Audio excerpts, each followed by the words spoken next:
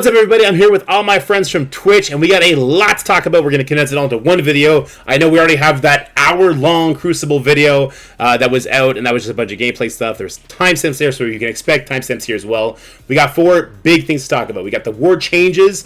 They're really cool. I think they're going to be good for the game. You can check those out. We got big-time bugs we got to talk about. There was a slew of bugs into the game yesterday. I'll tell you about how they're starting to try and answer those and what we are doing as Envoys and what the player voice movement is trying to do to push them to make some of those bugs better, compensate people properly, fix them, etc., etc., etc. We got some huge store changes that are going to be great for catch-up mechanics and good for some long-time players.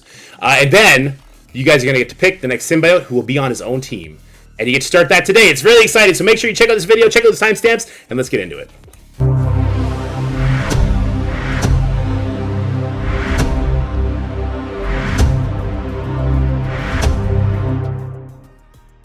Alright guys, the first thing I want to talk about in this video before we jump into bugs and some of the good changes coming to the game are the war changes. So we did do a playtest. These are the official war rooms that are going to be coming to the game in the next war.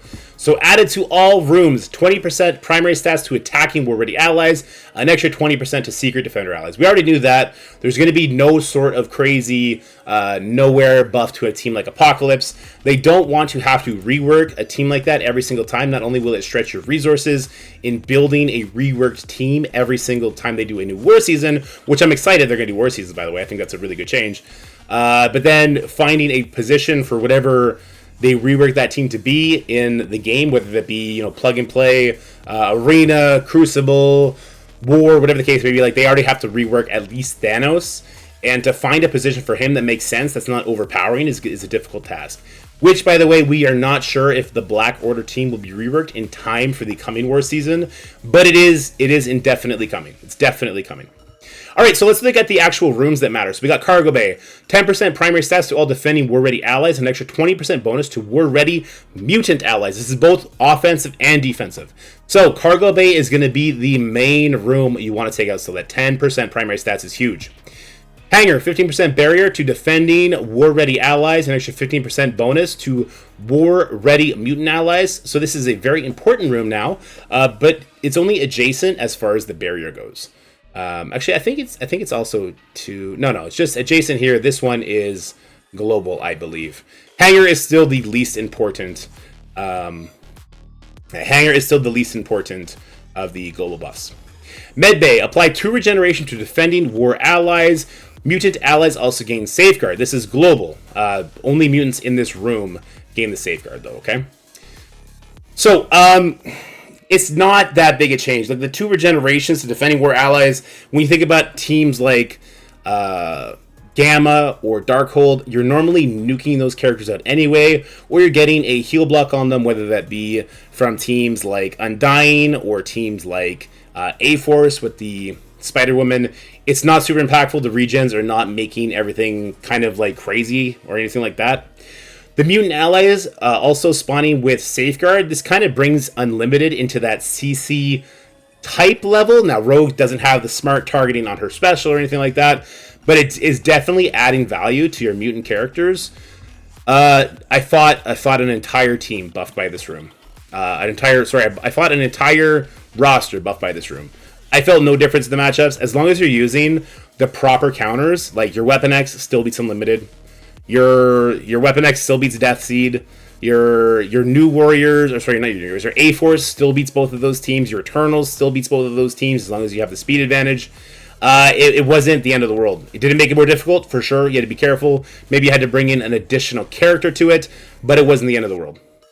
Alright, Barracks. Apply, and this is to adjacent. Apply offense up to all defending war-ready allies. This one is very crazy. So this is now just as impactful as security. Think about facing a Gamma team where you are being debuffed by security and you're being debuffed by barracks. So an enemy Red Hulk is now having offense up, hitting into your defense down, killing you. Right, so it's going to make you have to do more burn attacks there. I found that still the same traditional burn team that we've been using on the regular Gammas, the Phoenix, Minerva, Ultron, that kind of thing. It's still working perfectly fine, so it didn't change anything. It's not going to increase the frustration for those who are really good at war attacks, which I guess is a good time to say, guys, I've only put out 2 parts to the Don't Lose Your War Attacks anymore. I stopped, or rather I stalled, because I was waiting for this to drop, and I'm waiting to build up Photon, because Photon and A-Force add counters to both Gamma and Darkhold that I want to make sure I include on those lists, so I don't have to just redo them a day later. Alright, finally, Armory. 20% primary stats to all defending war-ready allies, but it's only adjacent. And then extra 20% bonus to war-ready mutant allies. So obviously we're seeing a lot of mutant things here. Here would be my advice to you. Now is 100% not the time to level your Uncanny. It's not the time to level your Astonishing, your X-Force, your X-Factor if you haven't already. It's not the time to do that. This is not Age of X. These teams are still very beatable by their developed counters. Maybe a team like Ravagers would now struggle against Astonishing X-Men. Even that I wouldn't bet money on. But it's not the time to build them unless you're building up a few of them for the current Stage 5 in Crucible.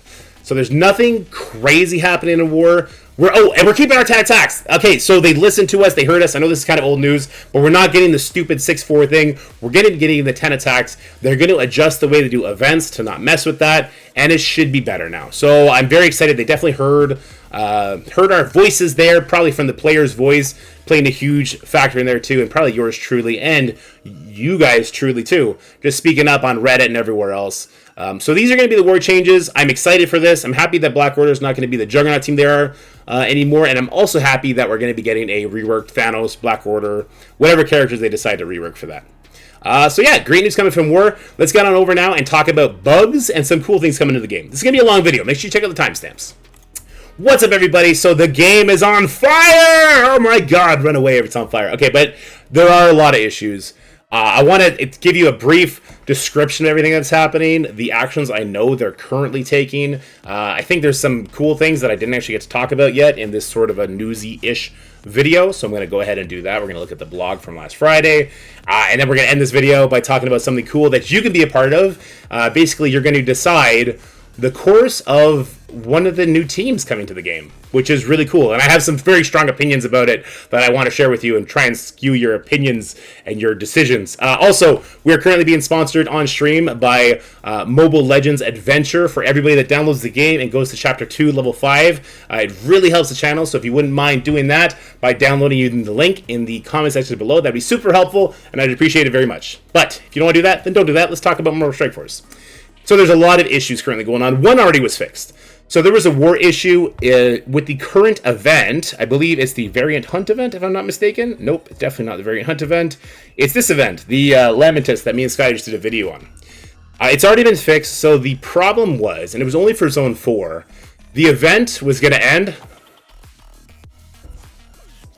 That sound right there means somebody just finished the Mobile Legends Adventure opening campaign for me. It only takes about 5-10 minutes, and that helps the channel, so thank you so much to whoever just did that. Now, the war event, Lamentus. So the only issue with the event, it's very easy to complete because they added a bunch of different avenues to collect these orbs. We'll talk about the orbs in a second. But the problem was the event ended 1 hour after Zone 4's second war ended. Every single war zone is going to get 2 wars each. So what they've done is they've extended the event by 24 hours. However, in that 24-hour period, you will not be able to collect more points to contribute to the milestones. There is a concern that what's going to end up happening here is it's not going to work, and Zone 1, who has a war at 9 o'clock that day when the event was originally slated to end, is actually going to get more points and be able to get further milestones. I think it's a valid concern. I want to see how things play out before I get super judgmental, because I think it's good for them to try and, all encompass all the war zones in these events. So looking forward to seeing how that goes out, whether it's good or bad. I don't care if people in Zone 1 get more. I'm personally in Zone 4. If it lets me and my alliance kind of take our time, not have to log in that hour to finish this event, I think that's a good thing. But the Allied Supply Orb Fragment. So this is a different issue. This is one of the store issues that people are talking about. It's not in game right now. You are getting these Allied Orb Fragments not only from the free claims on the web store, but you're also getting them from your Alliance donation. You can see them in the boxes. I cannot see them in the boxes because I collected them. But you are getting 1,000 in these donation milestone boxes. So it's currently not in game, but they're working on getting it in game as soon as possible. I'm assuming either the next story set or maybe the next day we'll be getting it. Not a huge deal. because it is going to your account. You are being credited towards the milestone, the Lamentis milestone. So everything is just working behind the scenes. We're going to get to open up those orbs, and hopefully people pull a bunch of ISO fire from it. The next issue is Crucible. I don't want to go too deep into Crucible, except to brag about winning my Crucible. It's kind of hidden right now, but I did win my Crucible. Stage 1 is so much fun, unless you're on the wrong end of the fun. So in Stage 1 right now, it doesn't matter what ISO you are. It doesn't matter if you are below 50% health or not. Everybody is getting this 200% increased damage. So we had a friend, Sussy, he went in against an infestation team. The Spider-Man BigTime is at 128 speed with speed up. It was a big one. It went first, and it completely wiped his entire team, and we had no idea what happened. And then we figured out what the issue was, and then I went in with like War Dogs against Gamma on a huge punch-up, basically hit auto. My War Dogs completely crumbled the Gamma just because they got to go first. So it's a double-edged sword there. It's a little bit of fun. There's more issues that we're going to talk about, but I guess the most important thing to discuss is, will this Crucible count towards the rankings? Last time this happened, last season, so it's very new or recent when it happened, they didn't count the first week towards your rankings. We're trying to push for them to do that, but they did have official messaging up on the blog that was a little suspect. Let me go ahead and pull that up now, actually. And let me pull it up here as well. So this was their official messaging. Today, August 7th, when the new Cosmic Crucible season began, there were 4 rooms not functioning properly. Room 1, Strikers are always gaining extra damage when it should apply in their health is below 50%. This is not correct. It's not just Strikers. Raiders, Skirmishers, everybody's getting that 200%. Assists are not being applied in Stage 4. So in Stage 4, it was supposed to be every time one of your units attacks, all of his teammates or her teammates with offense up will do an assist. That's not working. Room 5, all mutants are getting the room tags, not just the hero mutants. So that'll include your Apocalypse, your Omega Red, a bunch of different characters, right? So you can make really powerful teams there right now. What I would say is keep your Apocalypse on offense, and if someone puts it on defense in that room, go in there with Cable, Apocalypse, your Eternals. You could rewind the enemy team to hell. Your Apocalypse goes first, and you're still going to win. And you're just doing a trade Apocalypse for Apocalypse if you don't want to deal with that headache, because it would be a huge headache giving Apocalypse an additional 110% life. If you bring in all the life mutants in there, that could be a problem, right? And then finally, special abilities are costing 2 energy more when they should cost 2 less in Room 6. So essentially, Room 6 is what Room 5 was last season, except they took off the part that when you get a kill, you get energy. So it's making a lot of counters that used to work against the very prominent Darkhold Quicksilver team, making them fall to pieces. So it's not too much fun there. And if we were able to use special, we'd be able to bring in a character like Nova or somebody like that and kind of make it a lot better for us. So hopefully they fix that soon. But here's where the kind of wishy-washy messaging comes in. The issues will remain in-game for this week's trials so that players who made their attacks while these issues were taking place are not at disadvantage. So this is going to remain true for the rest of the week. So if, from what I told you, I would suggest putting super fast characters on defense in Stage 1, putting very strong mutant characters in Stage 5. Think of your Omega Red, think of your maybe your Archangel in there with Rogue, stuff like that. Try and mix it up if you can balance out your roster, your offense, defense of doing that to get an advantage. And then, yeah, Darkhold Quicksilver is an absolute nightmare team in 6. If you guys scroll, we do have a video. We did a giant community Crucible with a bunch of examples floating by right now. The link will be in the comment section below. You can check that out. That's a tough one. But yeah, so no mention if they're going to not make it count. So the team thanks you for your patience. We'll work to correct the issues. In the meantime, be sure to engage in war. I was so blown away when I read this the first time. So make sure to engage in war and earn war credits. So they just completely changed the topic. Look, I change the topic a lot because I say a lot of stuff I'm not supposed to before I'm supposed to say it. And yeah, this is them doing that. I don't know. We're trying to push for them to make this season or this week not count. There's no reason for them not to do it.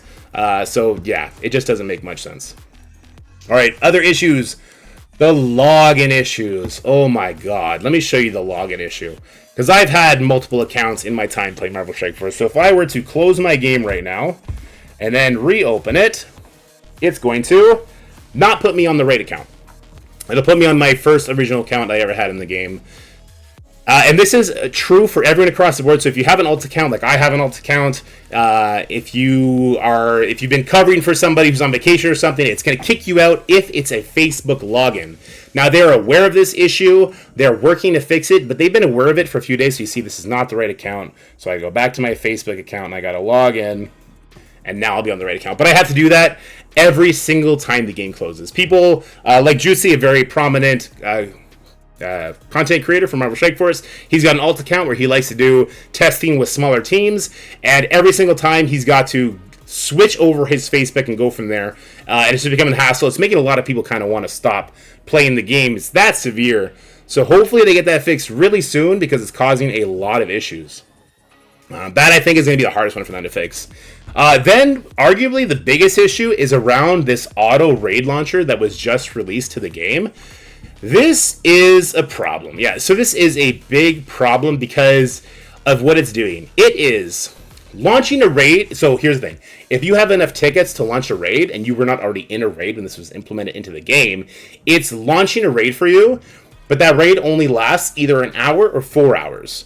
And as soon as that's done, the raid goes away and it launches another one. So what's been the product is that it's devouring people's raid tickets. They're working to fix this, but in the meantime, they've advised us to tell you, turn this off. I don't know why they can't just disable it. I don't know why they can't take the game down and take it out of the game for a little bit. There must be a reason if they're relying on us to tell you. So turn this off. Turn off auto launch. Is going to eat up your raid tickets, and then they're going to have to figure out a way to get those tickets back to people. I don't know what they're going to do there, but it is a huge issue, and I don't think anybody wants to deal with that headache. It's a nice feature. So here's the thing. Let me play a little white knight here for a second. It's a huge issue, right? But this is a feature that we've been asking for quite a while, and the fact they're finally starting to do these quality of life things, I think we have to just grin and bear it. Should it happen? No. But maybe we should just grin and bear it because they're at least putting effort into giving us these quality of life things. And if they got to slip and they got to fall, it sucks. A lot of us are going to be affected in the worst way. You know, like bad things come in threes. So it sucks that it's going to happen, especially if it's happening to you. But at the end of the week, or the end of the patch, whatever the case may be, we're going to have a really nice quality of life feature. And I would hate to discourage them from working on doing stuff like that, because they got a lot of cool stuff in the pipes that I'm not at liberty to talk about yet, that will probably also be buggy because it's something they haven't done before. It's exciting, it's new, and I don't want them to be discouraged from doing it. So there's my little shill white knight moment. Scopely, I'd love to be paid for doing stuff like that. Please start paying me. That'd be great. It's my thoughts, sure, but pay me, because people are going to be mad I said that. All right, let's get over to some more good news so people can get even more mad at me. Miss Marvel is going to be a campaign character. I guess this is kind of good and bad news. So she's going to be a campaign character. She's a cheap to unlock. She's like a 45 shard unlock. The problem I have with campaign characters lately is, well, first of all, they're draining our cores and all kinds of other events. That's not fun.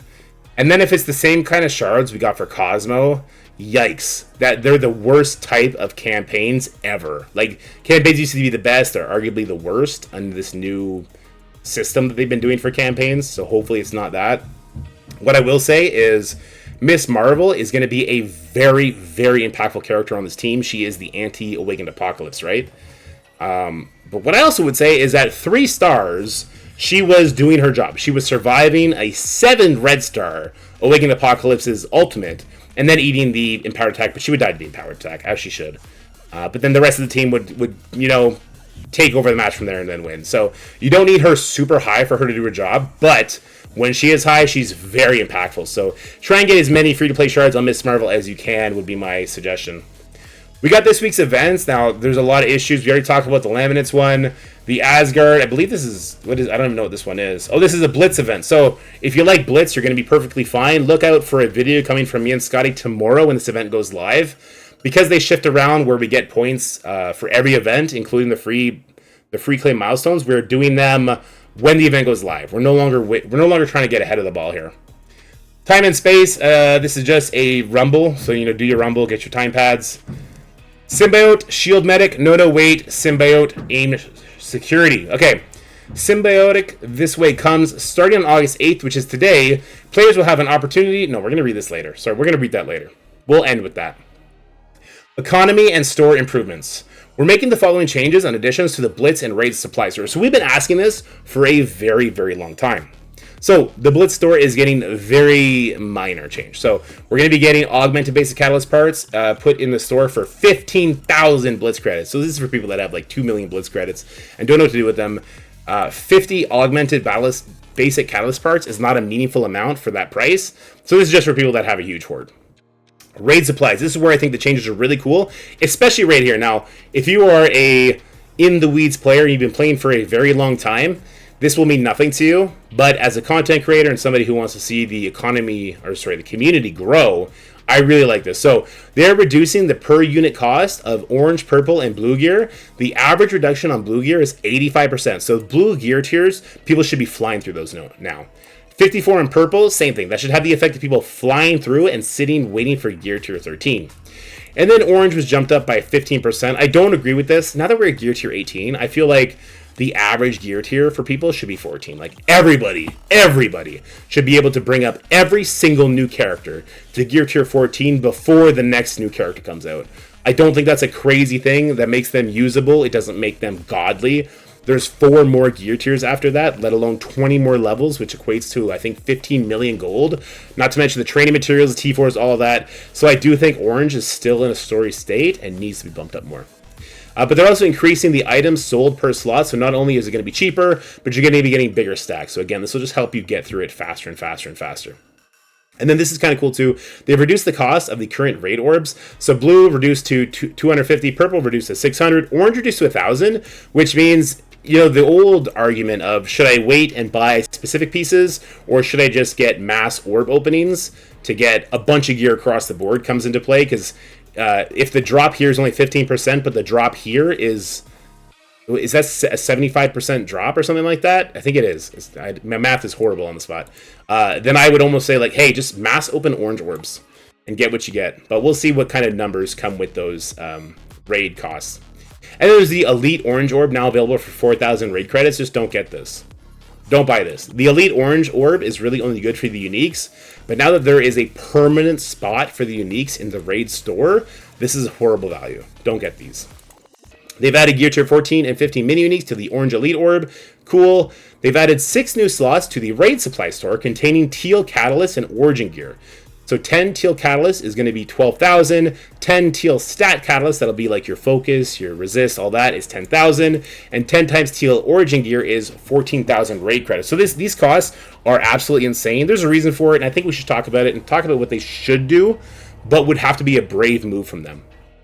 So if we look at these costs, it's absolutely insane. 14,000 raid credits. For someone like me, who's got 2.3 million, I can do 166 purchases, which is not a lot when we look at it in the store. Let's go look in the store real quick, actually. So if we look in the store, you see I got 2.33 million. You know, we looked at some of the orbs. They're now going to be costing in the thousands, but 10 teal pieces are going to cost 14,000. There's 2 ways to look at this. Teal is still the current last gear. They can't just give someone like me and people like me at the current endgame who never needed orange gear and just let us have no teal bottleneck anymore. They don't want to put it up. Say they put it up for 2,000 pieces each, right? They don't want me to be able to go in there and buy every single time a story set comes and just not have a teal gear bottleneck anymore. I don't think that would happen, but they still don't want that to happen. So they inflated the cost of these pieces to kind of measure up to what they can see as people's stashes. This doesn't work for everybody. Somebody like me, unfortunately, skews that number and screws everyone else over, but there's a lot of people like me who just don't need orange gear. So it's an unfortunate byproduct of that. What they should have done, and people would have hated this, and you're going to hate when I say it, but they've done this in many other prominent games. Someone in chat brought up that they did this in World of Warcraft and Blizzard like 10 years ago. A stat crunch. So you go into the store, you reduce the cost of everything in that store by 75%. But you also go into everybody's currency wallet and you reduce their raid credits by 75%. Because in the current state of raid credits, we're not going to be earning a meaningful amount after our hordes are gone to actually buy these teal pieces. So what they'll need to do is in the next raid, Incursion 2, they're going to exponentially increase the amount of raid credits we get. It would have been way simpler to depreciate everybody's current stash by 75%, reduce the cost of everything by by 75% and keep the raid tickets the way they were. Now, maybe that 75% is the right number. Maybe it would be 50%, 25%, whatever the case may be. But it would have been smarter to do that and would have been more long-term. But optically, that looks worse to people, and so people don't want to do it. It is what it is, I suppose. But I'm super happy that Teal Gear is coming.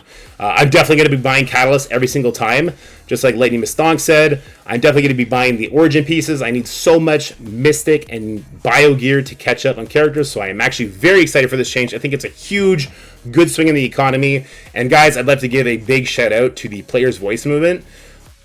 Maybe some of this stuff is coming down the pipe already, but I think we, at the very, very least, if they didn't cause this, they got it here to us faster. And hopefully we're going to be getting even more currency changes in the catch department. I'd love to see older characters get their shard rates increased by like 5 times, so players coming in can quickly get those characters up. If they're going to do reworks like Doctor Strange's rework, they don't need to be keeping those characters as exclusive with the shards, right? Especially the Flash event characters. All right. But let's end it here. Symbiote Shield Medic. No, wait. Symbiote Aim Security. Something symbiotic this way comes. Starting on August 8th, which is today, players will have the opportunity to visit MarvelStrikeForce.com and vote for 1 out of 4 characters, non-minions, so it's not Shield Medic, it's not Shield Security, that's just the title, that they'd like to see join Shrike bonded with a symbiote, ready to join an upcoming new team on MarvelStrikeForce.com. Log in with your Scopely account to access the new character pool from the home page and cast your vote. So that's the website I'm currently on. You're going to need to log in and you're going to be able to vote. This is, of course, to bypass some of our pesky community members who can maybe pay for a bot to influence Facebook polls. So that was a funny thing that happened. But yes, I'm super excited for this. This is screaming Null is coming to the game to me because of symbiotes. Whenever you think symbiote, you think Null. Maybe that's a crazy thought, but when we think of like the symbiotes are already in the game. We already have Carnage. We already have Venom. We already have Age of Venom. We already have Anti-Venom. We already have Scream. We already have so many. We have symbiote Spider-Man already. So it screams Null to me, but maybe we're getting a character like Riot to go with them, or maybe this is just a one-off Halloween character and it'll be kind of in the same vein as like a zombie Iron Man or a Silver Surfer. Who knows how that's going to go? It kind of says they're going to be joining a team. Yeah. It kind of, an upcoming new team. No, they will be joining an upcoming new team. So there is a new team that has a symbiote on it. That screams Null, right? So that's super exciting, super cool. And we're going to do a cut now from the live Twitch, and we're going to come back in an hour and talk further about this now. All right, guys, and to finish off this video, we're going to be talking about something cool that they've never done before. They are letting us all vote on a character to get bonded with a symbiote and be put on a new team, a new upcoming brand new team.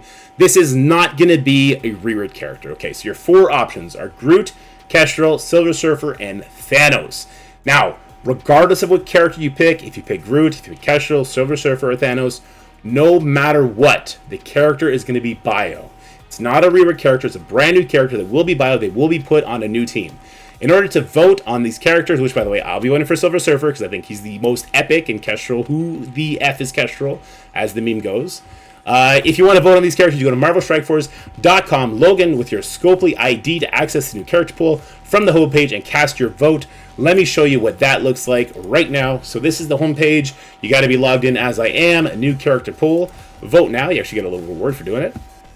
And then we get to see some cool stuff. So they actually have more art. So what you do is you're going to vote with one of these 3 thingy-madoodles, right? But before we do that, let's check out the art for them. Groot looks as stupid as I thought he would. Don't vote for Groot. That's lame. That's lame. Kestrel, I thought she'd look cooler. She kind of just looks like Agent Venom with tentacles. Like this is some hentai thing I don't need in my life. Silver Surfer, yeah,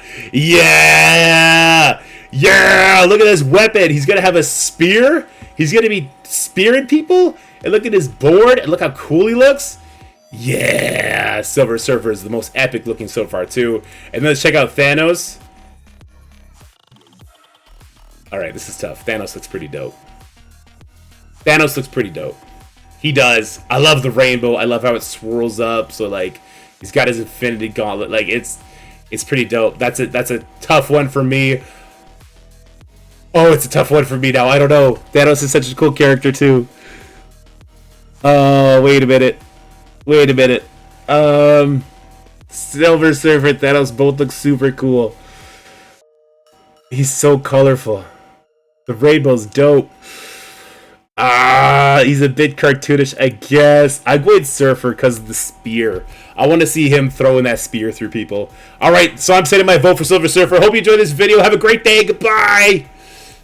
That's it for the video, guys. I hope you enjoyed it. If you did, make sure you like, share, and subscribe. Stay happy, healthy, have fun, and I'll see you in the next one.